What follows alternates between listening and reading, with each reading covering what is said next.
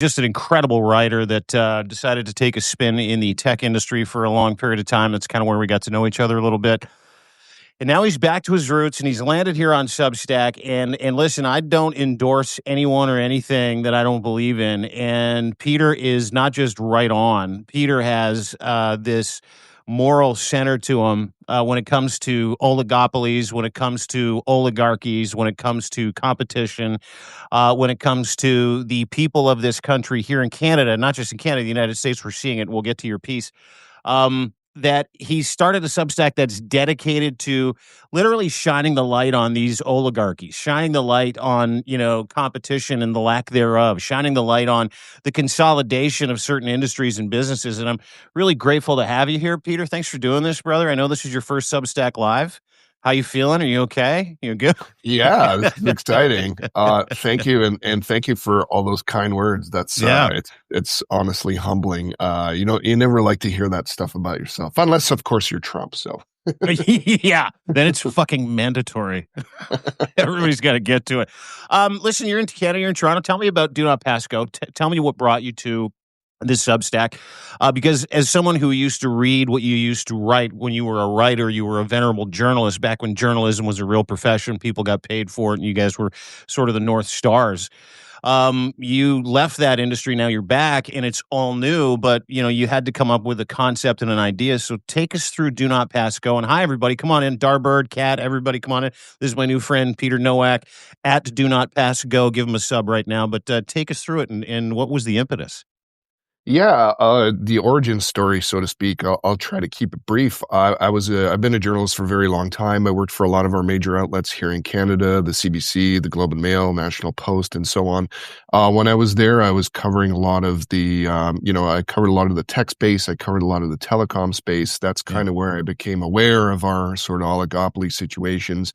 Fast forward to COVID and, things were dark for the journalism industry at the time. I think they still are, but maybe a little bit brighter thanks to things like Substack. But anyways, things were kind of dark and I kind of wanted to do something different. I went off to work for a company called Tech Savvy, which anybody who is not aware of, Tech Savvy is kind of like, Canada's largest independent internet telecom service provider. It's a very feisty company, very much, pro-consumer, etc.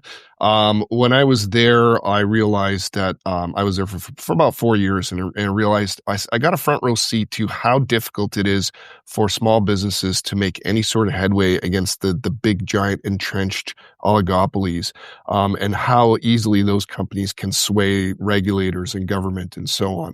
Mm-hmm. So, probably around this time last year, I started getting the itch to get back to journalism. And there was kind of really two things that were front of mind for me. One was we have a big podcast network in Canada called Canada Land. And about 2 years ago, they had done this series on monopolies. And it was a really great series. They looked at, every industry we have, whether it was the movie theaters, whether it was grocery stores, etc. I remember listening to that and thinking, this thing should be a full-time thing. And then the other thing that really caught my eye was a book came out last year called The Big Fix, a very short, small book. And it was by two competition experts, Vas Bednar and Denise Hearn. And, they kind of outlined similar issues. They went through a lot of the oligopoly and monopoly problems that we have in Canada. But also the second part of the book, they talked about here are some of the potential solutions or some of the things that we should do about this. One of them was our major news outlets should have dedicated reporters who are dedicated to reporting on the oligopoly and competition issues. So I saw that and I was like, ding, ding, ding, ding. And I went around met with some of the editors I know at some of those large outlets. And, the reception I got was like generally pretty positive, but going back to the darkness of the journalism profession, it's just like the resources aren't there to hire. Did you walk into some of those newspaper outlets or media outlets and go, hey, where is everybody? Yeah. Well, yeah. I mean, part of the problem too is that because of the nature of what's happened in that industry, it's become pretty consolidated as well, right? Mm-hmm. So anyways, yeah, during the summer, this past summer, I got thinking, I'm at a stage in life where I think I can try to give this a go, independently. I had a friend of mine, or a couple of people I met with that kind of talked me into this whole Substack podcast thing, without actually intending to. Like, they just kind of explained the merits and the Yeah. downsides. And I thought, you know what, let's do this. So here we are. Do Not Pass Go. I launched it the beginning of October, and it's really what I'm trying to do is I'm trying to focus it like full on journalism. I'm trying not to do too much commentary because there's a lot of that out there, and I'm trying to get at the stories and find the stories and the investigations and the scoops, but as well through the podcast, talk to people who are on the ground and very much in in the trenches when it comes to dealing with all of these oligopolies and concentration issues. Oh, so you've got the shovel and the pickaxe, right? You're digging Yeah. into these stories. You're mining into these oligopoly competition, non-competition stories.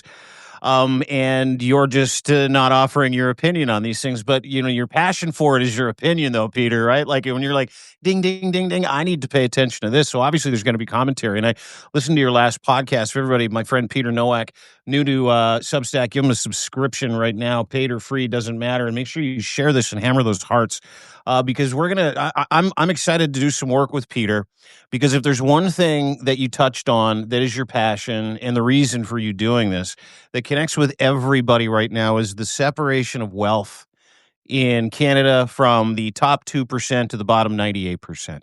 The separation of wealth and power and influence in the United States, it's the same thing. And I think there's this idea out there that Canada is this socialist land of chocolate where you guys all get free healthcare, which we do. You get free dental, which depending on your income level, you get free prescriptions. And there's this assumption that probably your cell phones are free too, or cable company. I mean, it's just like we are getting hosed and fucked, much like by big tech companies, big telco companies, much like they do in the United States, from different industries. And you had a great post about it. Actually, it wasn't a post; it was a Substack live that you did. Do Not Pass Go. Blame America. Is Canada using Trump as an excuse to avoid acting on oligopolies? It was a brilliant conversation that you had with Matt Stoller, and I encourage everybody to go read it, because Canada has its own issues here. And to your point, as much as I love Mark Carney for being a technocrat, and as much as I hate politics, this has been an anvil around consumers' necks, the oligopoly, specifically in that telco space, in that ISP space, for some time. We pay more rates, higher rates than anybody in any developed country in the world by a fucking long shot. Was your time in telco, your time in tech, the reason that you wanted to, shine a light on not just competition or non-competition, and are, at a time when everybody's celebrating Canada? I kind of like how you took a strip off of Canada, to be honest with you, because we do have that issue as well. Yeah, absolutely. I think it was a sort of a double-barreled situation. One was I always thought, again, like you said, I'd covered telecom for so long, and I, Yeah. had really, like, literally the front row seat to how this industry in Canada was. I like this word extraction. It's being used more and more often, more and more frequently in so many walks of life. How the Mm. telecom industry was extracting from its customers. And so that was sort of the one barrel of it. The other barrel of it was really COVID, and I think it started with groceries, but it really became apparent to me over those couple of years that we were kind of shut down and kind of hiding in our homes, that it almost seemed to me like every other industry seemed to have adopted or discovered and adopted the telecom industry's playbook of extraction. And Cory Doctorow, who's a British Canadian writer and activist, he's now doing the rounds. He's everywhere with this term that he's coined. You should have him on, actually, enshittification. It's like that term has gone mainstream. It's intended. Did he invent the word? I love the word enshittification. Like Donald He Trump is did. engaging in the enshittification of the United States of America. Yes, go ahead. And the enshittification of the world, actually. Yeah, yeah, absolutely, yeah.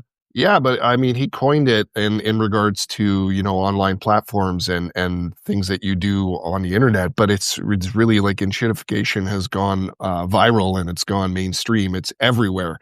And this is the part that really bugged me. And it just really on a personal level, like, when somebody leaves journalism and goes into the business world, they tend to get a pay bump because that really tells you a lot about what kind of salaries journalists make. So, when I went off and worked in the industry, I made like a pretty good salary when I started. But then by the end of it, I realized, man, the salary really isn't going that far just because of what's happened. And like, that's me making a pretty decent salary, never mind anybody who's struggling to get by. So that's really what sparked it all.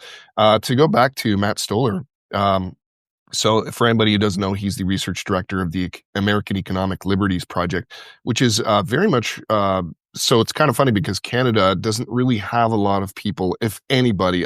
Bill Do Not Pass Go as the only independent journalism venture dedicated to competition issues in Canada. If you look down to the U.S., there's quite a few of them, including Matt's outfit there, the American Economic Liberties Project. Mm-hmm. So yeah, I had him on the podcast this Monday or this past week, and we talked about, because what was happening is there was this global worldwide awakening that, people are getting screwed, and people are getting screwed because of enshittification, and virtually like every industry discovering, hey, you so love the fucking word. true. Yeah.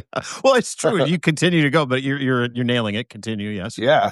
And I contend that that's actually a major reason for why things like Trump have happened.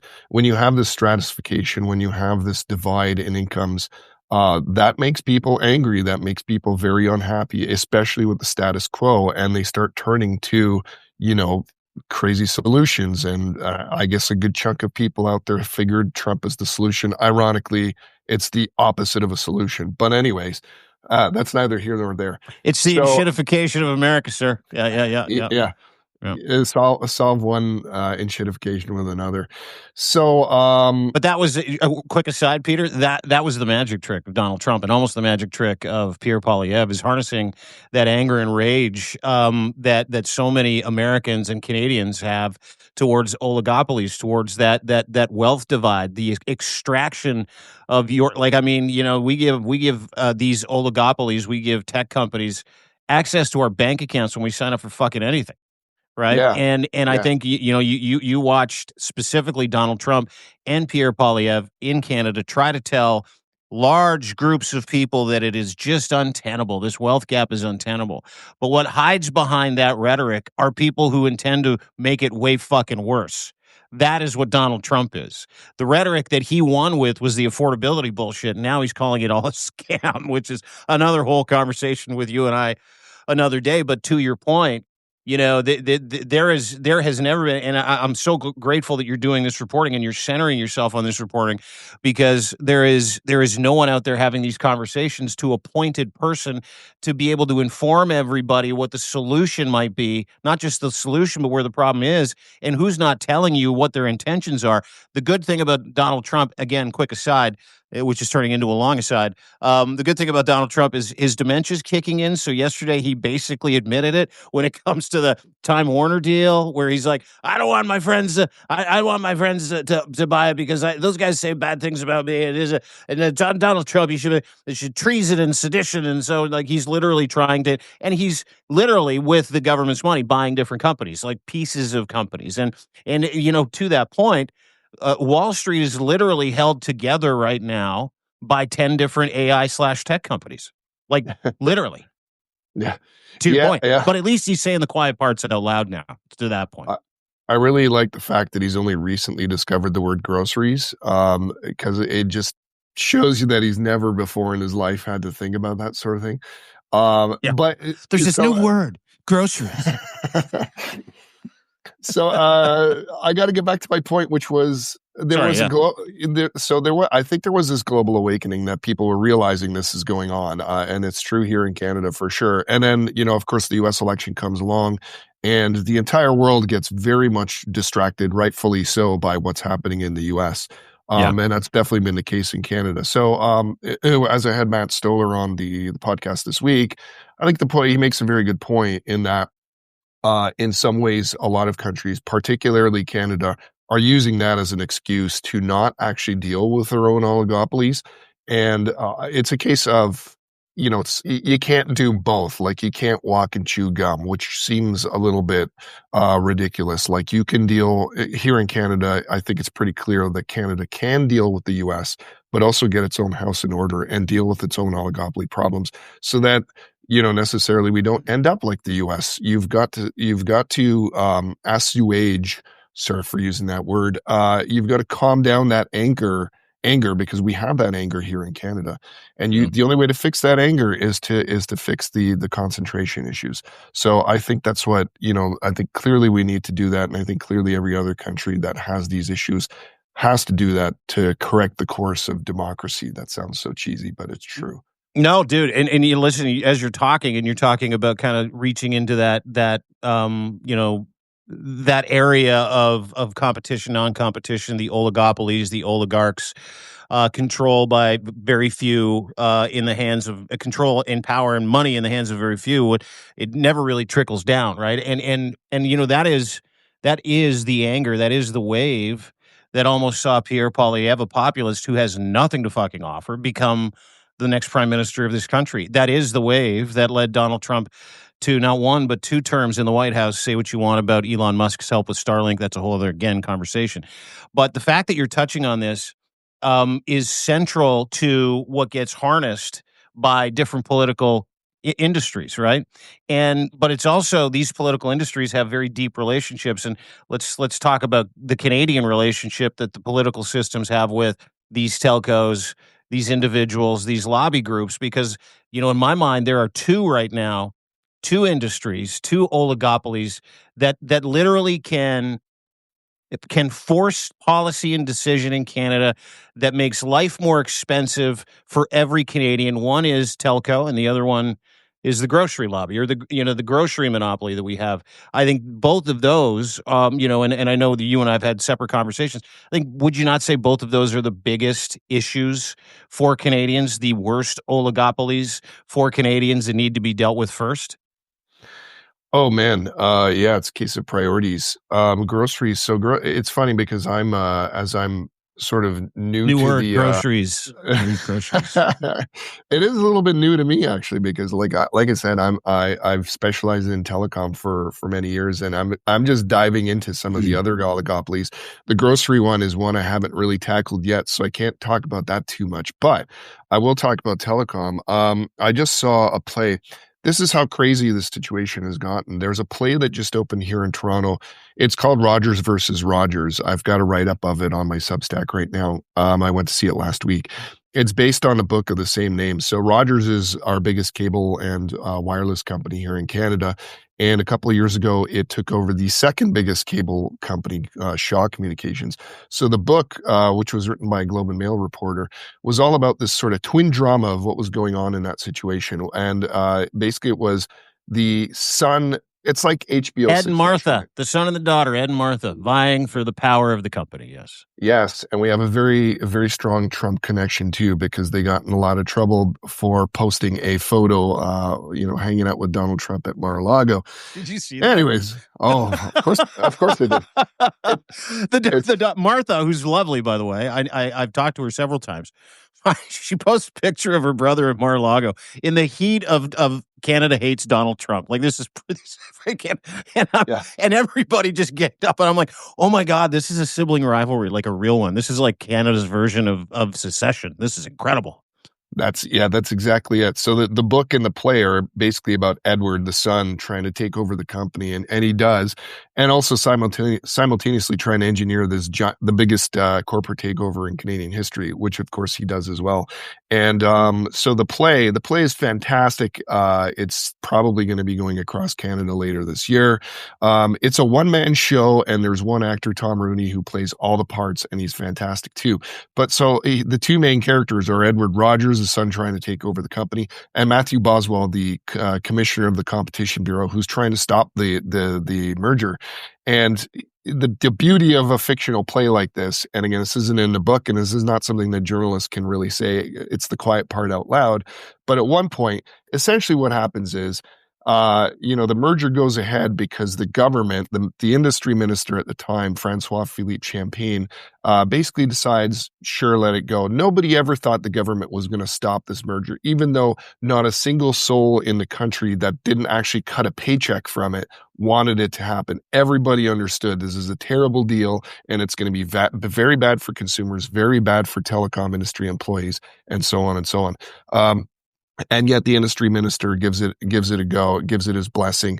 And so the competition commissioner, Matthew Boswell, in the play, the fictional version of him says, he fucking fucked us. So I think that's pretty much a good synopsis of the telecom industry in Canada. They fucking fucked us. Yeah. I got to see this play. And just to kind of recap a little bit too, and give people context here in Canada. I don't know what you pay for your cell phone bills, but you're able to break this down because you spent a long time in the industry.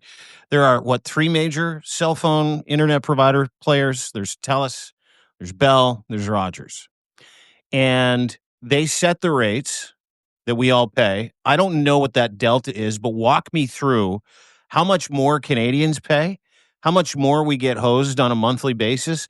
Then let's compare it to the United States of America. Let's just do that if you can. Now you're putting me on the spot. I don't have the numbers You're welcome. in front of me. Just make it up. It's quite a bit more. I will say the U.S. is not very good. If I'm remembering my comparison charts, the U.S. is not very good either. I think we're slightly more expensive than the U.S. And that's part of the problem, is that I think Canadian regulators, Canadian politicians tend to compare us to the U.S. And it's kind of like, you're not aiming high there. But, if you're comparing against the likes of the U.K. or Australia, dramatically more in terms of cell phone prices. I've seen numbers that were as high as double or triple what they're paying in some of those places. So, there are some numbers out there that suggest that our prices have come down over recent years, and the government, of course, took credit for that. But I think and I've written pieces for the Toronto Star that dispute those, because essentially what you're looking at is the price per gigabyte on what you're getting for your phone, and the price that is advertised on a carrier's website is lower than it was a couple of years ago. However, if you look at the key number, which is average revenue per user, ARPU, as the industry, ARPU, yeah, someone put ARPU in here already, yeah. It's just smart people. The industry's holy grail. ARPU has really not moved at all over the last few years. It's been flat or down slightly. So, and this is the average size, or this is the size of the average customer's bill at the end of the month. So really, like, prices, you can talk about prices, but really bills have not come down. Does the government have any desire to deal with that? This government, have you heard anything from the Carney government? I love Mark Carney. I hate all political parties equally. I just wanted to point that out. But this seems like it would be a big political victory for him if he was able to deal with the competition, the lack thereof, with these three telcos that are holding Canadians hostage. Yeah, the current government, so the Mark Carney government, succeeding the Justin Trudeau government, still the same Liberal Party. They've made a lot of noise about telecom for really since they've been in power, which is 2015, 10 years or so. Yeah. But if you look at the bills at the end of the day, there's not much change. What is interesting, though, is that the government, to its credit, and I think this is under Trudeau, is that they've made significant changes to the Competition Act. And this happened after the Rogers Shaw deal. Is they kind of like, that was the last one they let through the door, and then they made changes to the laws. So now it's actually, there are some stronger merger laws, anti-merger laws out there. The Competition Bureau does have significantly more powers now. It's got significantly more funding. And on top of that, the recent federal budget that came out in November really took or had some concrete action in there on banking. Banking is another major oligopoly. And I'll tell you, like, I've been doing Do Not Pass Go now for 2.5 months. And I can tell you, I've dabbled across industries, and it seems like the banking stuff, the finance stuff, is the stuff that, for me at least, gets the most traffic, telling me that this is something that people are very, very much interested in. And on a very timely note, you're talking about some of the highest fees in the world that people pay for banking. And the banks just reported, at a time when the economy is garbage, the banks are all just reporting record profits. So that tells you what you need to know there. Extraction. Yeah, dude, it's funny because we look at banks like they're a service to us, but my God, You talk about service fees, you talk about late fees, you talk about we get feed to death in Canada depending on the bank that you're with. And it's funny, I go grocery, I go telco very very infrequently do I think about banking. But if I'm thinking about banking here in Canada, we have a major problem there too. It is a massive oligopoly. We have what, four major banks in Canada? They always have record profit every quarter. They've got record profit. That's extraction from us, every single Yeah, and Canadian. Yeah, anecdotally, I have some friends at banks, and they've been ordered back to the office full time. The days of working at home seem to be over. And he mentioned that, if the banks were good. truly competitive, wouldn't one of them say, actually, we're going to let our workers stay at home because that's going to be a competitive advantage for us. So that's pretty telling as well. Mm, But to get back to the budget, what's some good news there is that the Carney government seems to be taking serious and concrete action on opening up that oligopoly. There was a number of concrete actions in the budget. The fintechs are very happy, so that's a good sign. So it seems like that is one chip in the wall, so to speak, of oligopolies. It seems that like the government is actually serious on doing something there. And I think, from people I've spoken to, that's directly due to Carney being the Bank of England governor for some time, where they do have open banking, and he's seen the benefits of competition in that sector, and he's come back, and it looks like he's applying that to Canada's banking sector. So that, I think, is a bit of good news overall, in that it is possibly a sign that this is a government that is willing to, or at least somewhat aware of the benefits of competition. And if it starts in banking, maybe it migrates to some of the other sectors as well. mm. Wow, dude. Listen, that was I am very excited for your journey on Substack. It's funny because I can listen. You're so smart. You have such a passion for, you know, consumers. You're a consumer. We're all consumers. And being on the inside in a tech company where you were trying to fight for consumers, and there aren't very many tech companies that are consumer forward. Tech Savvy has always been consumer forward. They've always tried to fight for the little guy, tried to fight for themselves, tried to make lives better and more affordable for people. And the fact that you're going to take this on as a vertical and then go across different industries is really exciting for me. Only because, well, first I know you, but second because you're a fucking great writer.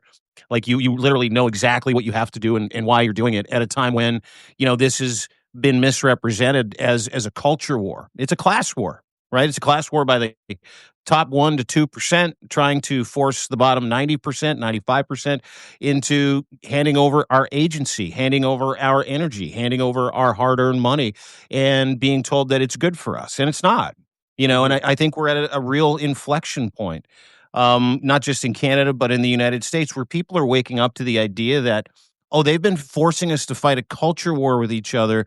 Meanwhile, all they're doing is consolidating wealth, extracting wealth, and growing that wealth gap between the rest of us. And I'm not talking a few of us. I'm talking like 95, 97, 98% of the population in North America. If we're going to be talking about American oligopolies and wealth extraction. So I'm super excited that you've decided to do this. And everybody, if you're watching this, I would highly encourage you to go and subscribe to Mr. Nowak's Do Not Pass Go at Do Not Pass Go. That is right here. If you hit the chyron at the top, press that gray button. You're going to be automatically subscribed to Mr. Nowak's incredible Substack. He's new to it, but listen, he's like one of Canada's greatest journalists. So it's not like he's new to journalism, and he tells the unmitigated truth. And he's not an opinion guy, but he'll go and hunt for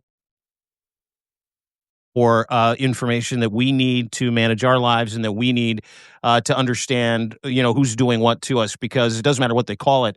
We're marks, all of us. So appreciate you doing this, brother. Thanks so Thanks, much. Dean. I don't know if you can tell, but I'm blushing.